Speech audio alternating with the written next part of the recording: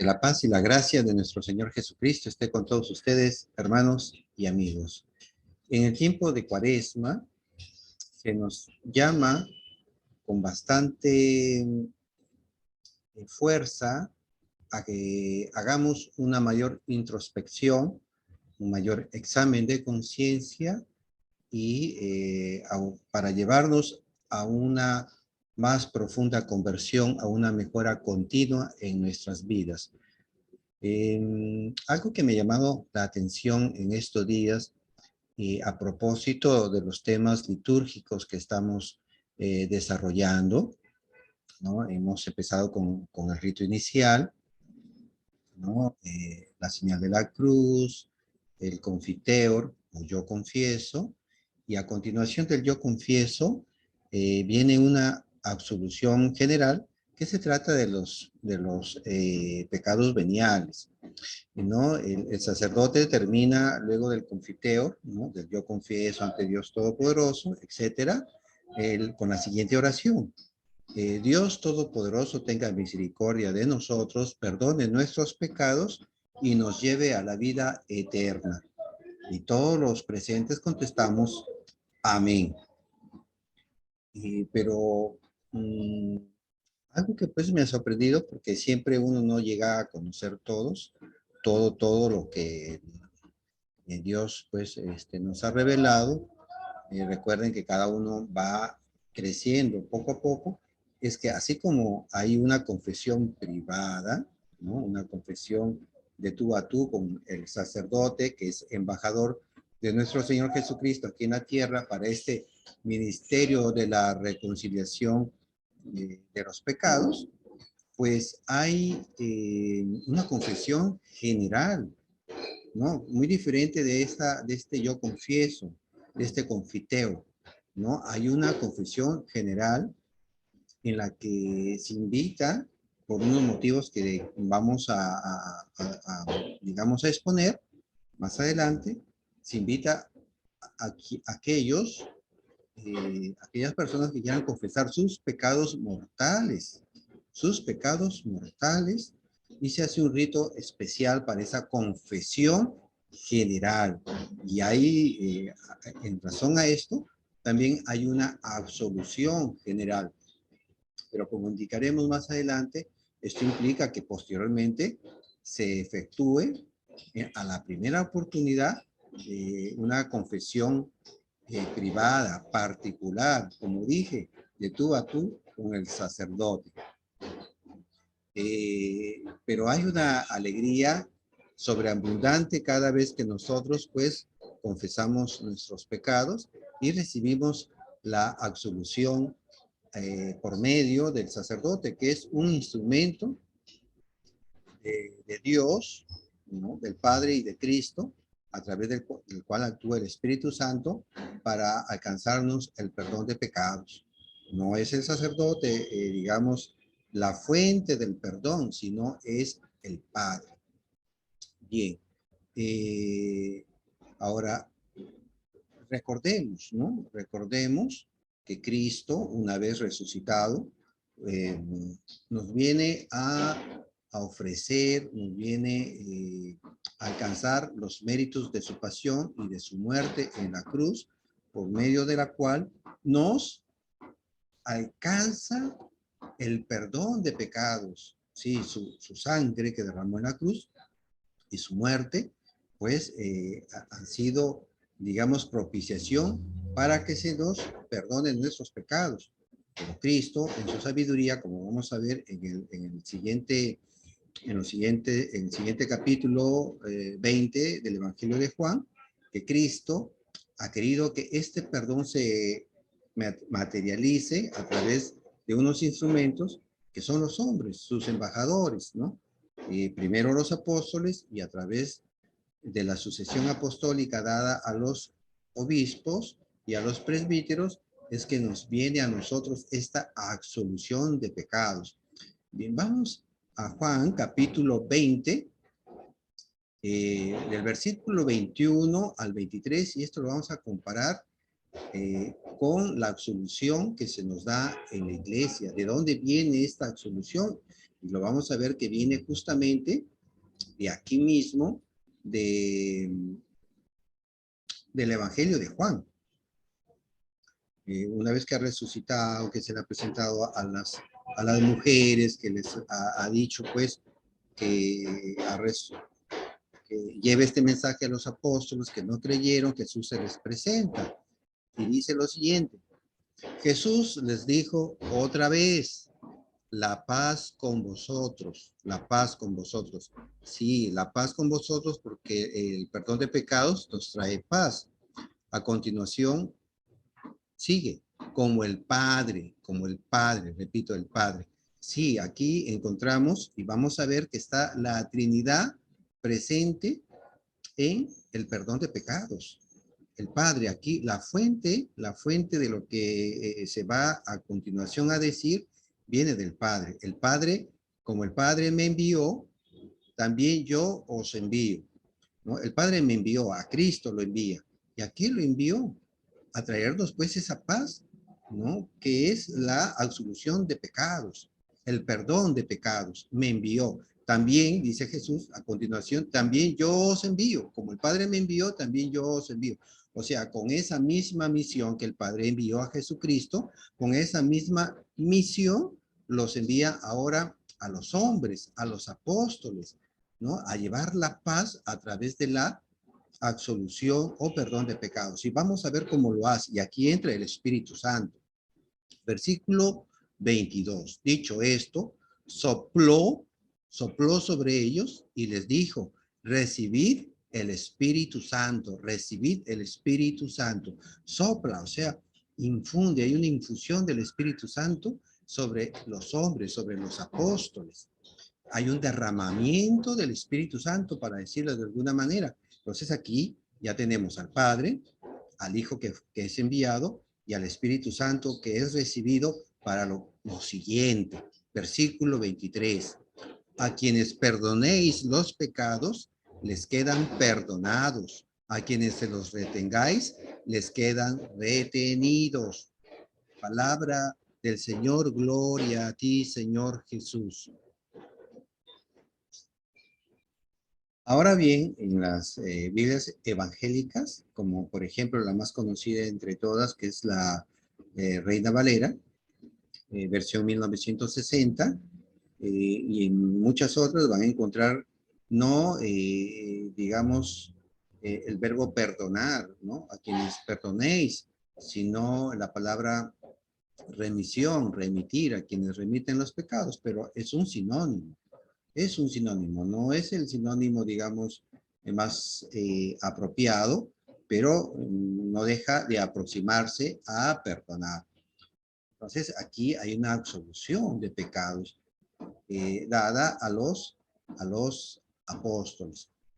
Bien, ahora, en el Antiguo Testamento, esta remisión de pecados se hacía a través de un acto, de un rito, ¿no? Que se sacrificaba, pues, a una ternera, un becerro, una oveja, un cabrito, o también, cuando la persona era muy pobre, se presentaban dos tórtolas, ¿no? Eso, por ejemplo, lo encontramos ahí en el libro de Levítico, ¿no? En el libro de Levítico,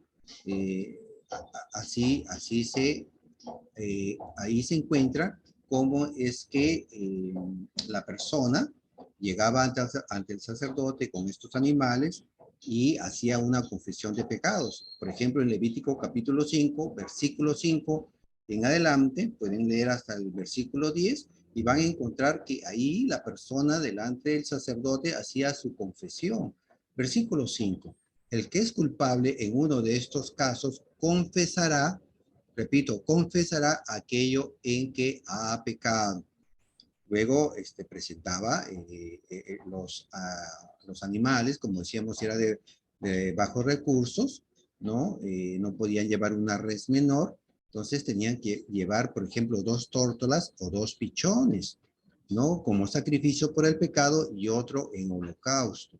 Aquí el versículo 8 nos dice, los llevará al sacerdote quien ofrecerá Primero el que se destina al sacrificio por el pecado, etcétera. Luego el versículo 10 nos dice, con el segundo hará un holocausto conforme a la norma. Se había establecido todo un protocolo para esto de los sacrificios y holocaustos, etcétera. El sacerdote le hará así expiación por el pecado cometido y le será perdonado. Y así es como se realizaba la absolución de pecados en el Antiguo Testamento. Bien, entonces, luego cuando nosotros vamos en forma privada ante el sacerdote, una vez que él pues nos ha escuchado, nos ha dado eh, algún consejo espiritual, ¿no? Y ahí notamos bastante sabiduría de todos o la mayoría de los sacerdotes, en la que pues nos aconsejan para cómo remediar, cómo superar los vicios o pecados en los que hemos caído.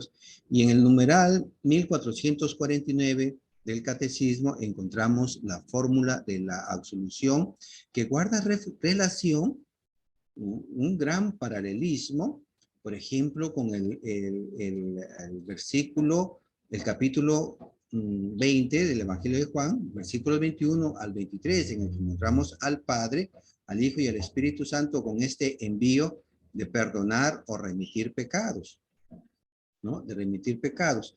Y esta fórmula dice, ¿no? Dios, Padre misericordioso, aquí está el Padre, que reconcilió consigo al mundo por la muerte y resurrección de su Hijo. Ahí tenemos a Cristo, ¿no? La muerte, lo habíamos dicho que Cristo había muerto en la cruz y luego resucitado. Hemos visto que ya había resucitado. Y derramó el Espíritu Santo para la remisión. Nuevamente aquí sí, la iglesia utiliza en esta fórmula la palabra o el verbo remisión de los pecados, remisión de los pecados, ¿no? Te conceda, va diciendo el sacerdote, por el ministerio de la iglesia, Cristo funda una iglesia, por el ministerio de la iglesia, el perdón y la paz. Y yo te absuelvo de tus pecados, nuevamente viene la Trinidad, en el nombre del Padre y del Hijo y del Espíritu Santo. Y del Espíritu Santo. Bien, entonces, aquí encontramos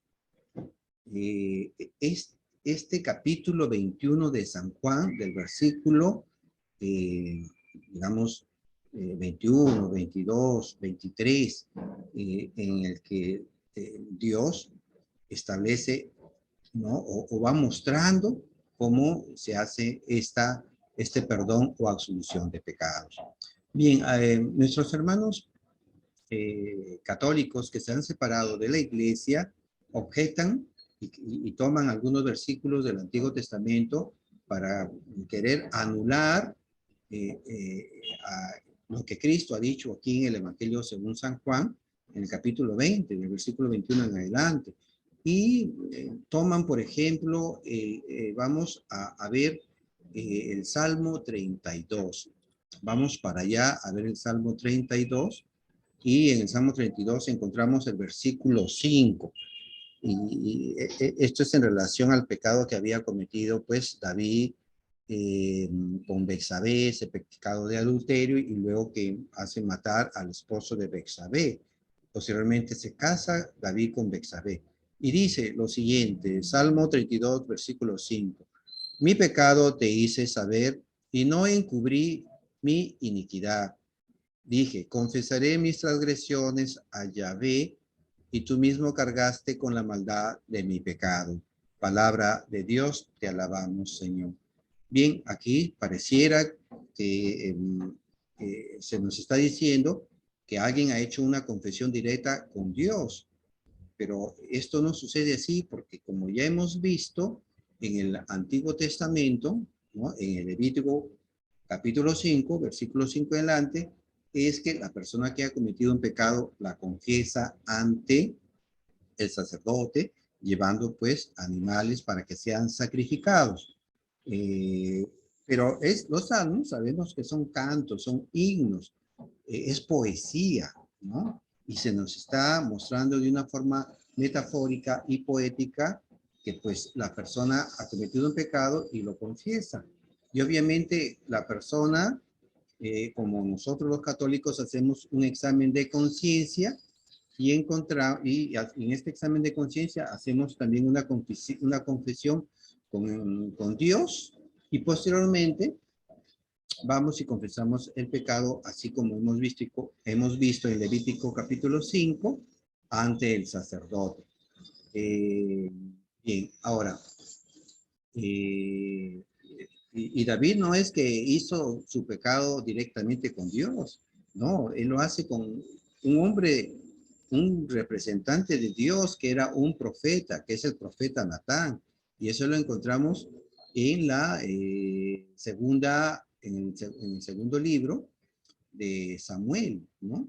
Donde Samuel primero le hace una metáfora de un hombre que cogió una oveja de un vecino, del prójimo, la mató, etcétera, y luego pues le hace notar que quien había sido este hombre malo a David, le dice que el que cometió el pecado, que ese hombre que había matado esa ovejita había sido David. Y aquí en la segunda carta, en el segundo libro de Samuel, capítulo 12, versículo 13, David reconoce su pecado ante Natán, que es el representante de Dios, a quien Dios había mandado para que le hiciera ver su pecado. David dijo a Natán, he pecado contra Yahvé. Respondió Natán a David, también Yahvé perdona tu pecado, no morirás, ¿no? Entonces, Natán está absolviendo a David de su pecado. Natán. Pero Natán es un representante de Dios, un embajador de Dios, y viene a primero hacerle ver su pecado, le hace ver su pecado. Y una vez que David reconoce este pecado, confiesa el pecado, es que Natán le absuelve. Obviamente, lo que David a continuación tenía que hacer era ir ante el sacerdote y hacer la presentación de un becerro, de una ternera, ¿no? De algún animal para que fuera sacrificado y así ya pues recibir la absolución de su pecado de manera ya digamos más formal. Ahora, vamos a ver también que pues la iglesia en su sabiduría y dadas ciertas circunstancias que ameritan hacer una confesión general, también ha previsto esta forma. Hay pues condiciones, situaciones en las que urge realizar una confesión y una absolución general de pecados que si se hiciera de manera individual no se podría lograr. Por ejemplo, en ocasión, digamos, de una guerra, digamos, a propósito ahora de este conflicto bélico que hay entre Rusia y Ucrania, que hay bombardeos, lanzamiento de misiles, de bombas, etcétera, y hay, digamos, una situación que podría darse, y Dios no quiera, de muerte inmediata de muchas personas, a las cuales no habría el tiempo suficiente como para confesar. Entonces, la iglesia ha previsto, por ejemplo, como estos casos muy especiales, que se puedan hacer la confesión general. Entonces, puede ser dentro de la misa, con un rito especial, ¿no? Un rito especial en el que se advierte a los fieles que quieran beneficiarse de la absolución general y que se dispongan debidamente, o sea, que haya un recogimiento, haya un arrepentimiento verdadero, sincero de los pecados mortales que se hubieran cometido, ¿no? Pero obviamente no es que solamente va a quedar ahí que ya se les dio la absolución general de pecados a todos y cada uno, no, sino que se ha reglamentado tanto en el catecismo como en el Código de Derecho Canónico, que posteriormente, ¿no? Hay un compromiso para que posteriormente cada persona que se ha acogido a esta absolución general de pecados lo haga de manera particular, de manera privada con un sacerdote. Bien, entonces, se les invita a que haya, a quienes deseen hacerlo, a este recogimiento, este arrepentimiento de pecados, a que tengan un firme propósito de enmienda también, ¿no? Y que lo manifiesten. Por ejemplo, pueden rezar antes el yo confieso, el confiteo, ¿no? Para luego seguir con la absolución de los pecados.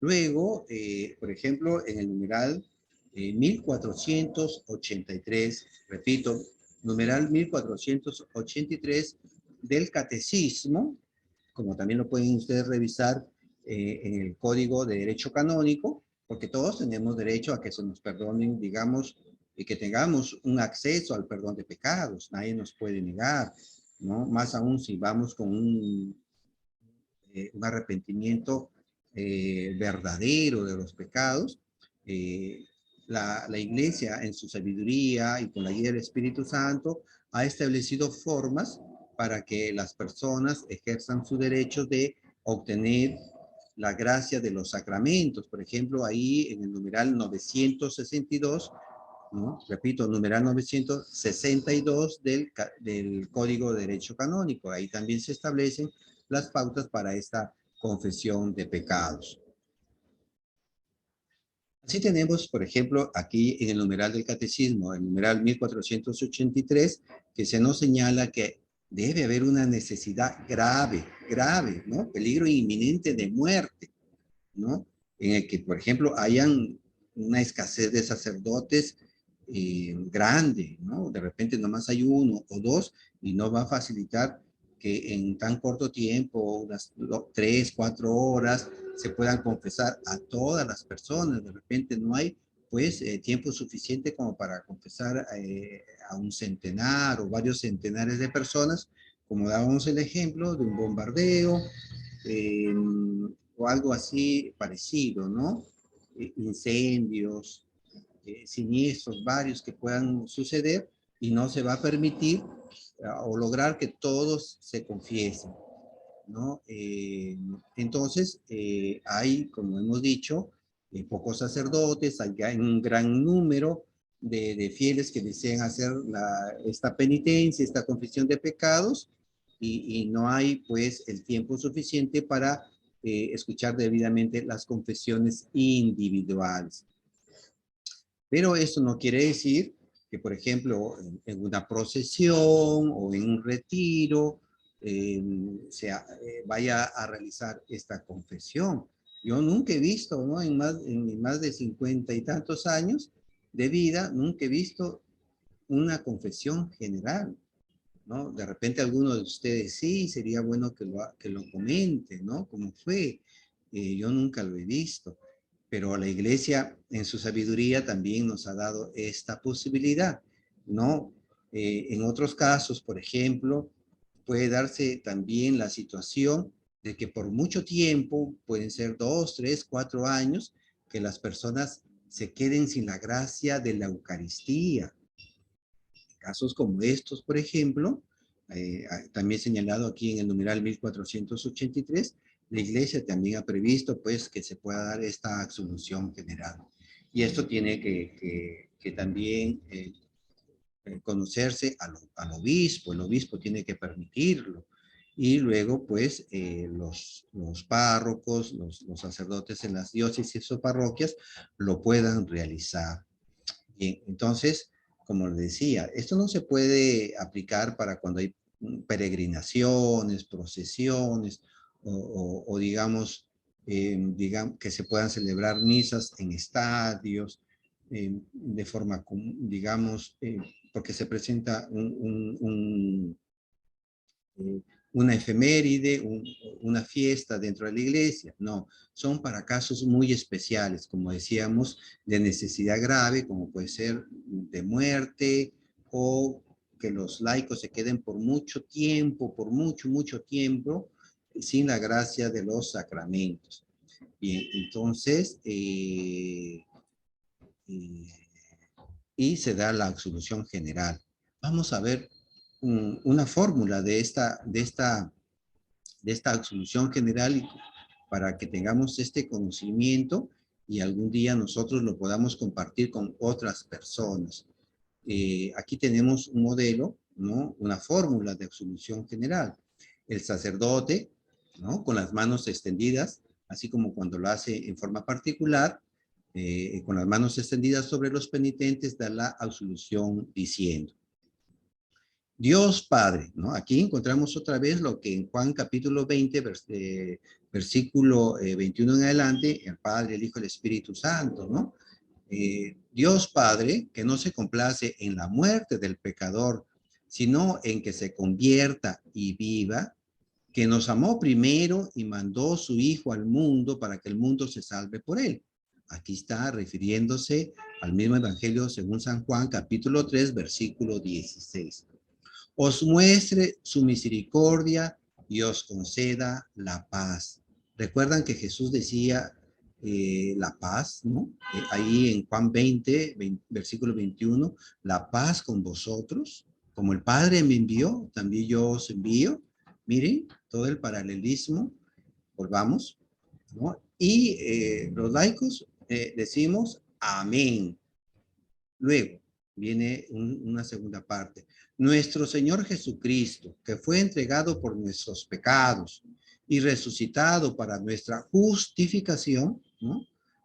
Perdón de pecados, ¿no? Nuestra santidad, etcétera, para nuestra justificación, que infundió el Espíritu Santo en sus apóstoles para que recibieran el poder de perdonar los pecados, os libre por mi ministerio, va a decir el obispo o el sacerdote, de todo mal y os llene de su Espíritu Santo. Y los laicos contestan, amén, amén. Y finalmente, invocando al Espíritu Santo, dice, el Espíritu Consolador que se nos dio para el perdón de los pecados, purifique vuestros corazones y los llene de su claridad, para que proclaméis las hazañas del que os llamó a salir de la tiniebla, o sea, el pecado, y a entrar en su luz maravillosa. Y contestamos los laicos, amén. Y finalmente el sacerdote termina diciendo, y yo os absuelvo de vuestros pecados en el nombre del Padre y del Hijo y del Espíritu Santo. Amén. Amén. Bien, hermanos, pues así, de esa manera se realiza la absolución general de los pecados, la absolución general de los pecados. Qué hermoso, ¿no? Y qué alegría nos da cuando somos liberados de esas cargas de tinieblas en las que vivimos y que nos entristecen. Vamos cargando con una amargura, empezamos a vivir de manera grosera las relaciones con los demás, no dormimos bien, andamos intranquilos, con desosiego, hay un vacío en nosotros que no nos permite vivir en libertad, en una alegría inocente, en una alegría sana, de querer compartir con los demás las gracias que logramos día a día de nuestro Señor Jesucristo. Encontramos muchos placeres, ¿sí? En